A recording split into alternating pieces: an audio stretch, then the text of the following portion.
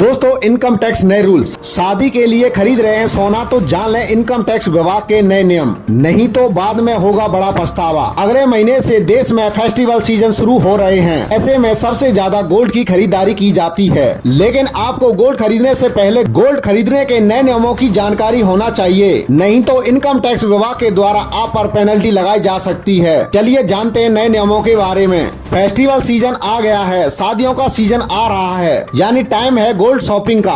और अगर गोल्ड खरीदने के ट्रेंड पर नजर डालें तो अभी भी मोस्टली लोग कैश में डील करना पसंद करते हैं। लेकिन क्या आप बिना किसी लिमिट के कैश से गोल्ड खरीद सकते हैं, या फिर इस पर भी इनकम टैक्स डिपार्टमेंट की नजर होती है? और क्या गोल्ड में निवेश के लिए कोई आईडी प्रूफ देना होता है? गोल्ड खरीदने के नियम। गोल्ड को रेगुलाइज करने के लिए इनकम टैक्स डिपार्टमेंट ने जेम्स एंड ज्वेलरी सेक्टर को prevention of money laundering act यानी PMLA 2002 के अंदर रखा है। दो चीजें हैं, पहला, अगर कोई कैश से गोल्ड खरीद रहा है तो एक लिमिट तक ही कैश से गोल्ड खरीद पाए, और अगर वो उस लिमिट से ऊपर कैश से गोल्ड खरीद रहा है तो उसे KYC नियम मानने होंगे, यानी ज्वेलर्स उससे उनके पैन या आधार की डिटेल मांग सकते हैं। अगर कोई 10 लाख रुपए से ऊपर का ट्रांजैक्शन करता है तो उसे इसकी जानकारी देनी होगी। और जहां तक कैश लेन देन की बात है, इनकम टैक्स एक्ट का सेक्शन है 269 ST।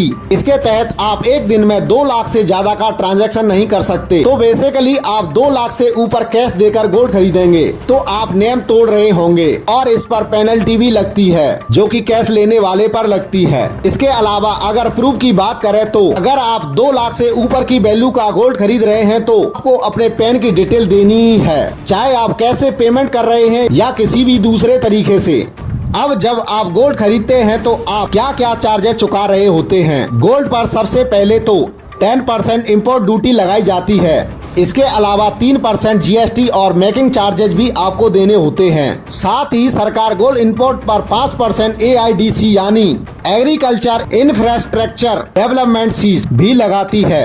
आखिर में अगर आप साल में 1 लाख से ज्यादा की वैल्यू का गोल्ड खरीदते हैं तो आपको इस पर 1% TDS भरना पड़ेगा। दोस्तों इनकम टैक्स डिपार्टमेंट की तरफ से गोल्ड पर आई जानकारी आपकी समझ में आई या नहीं, हमें कमेंट बॉक्स में कमेंट करके जरूर बताना।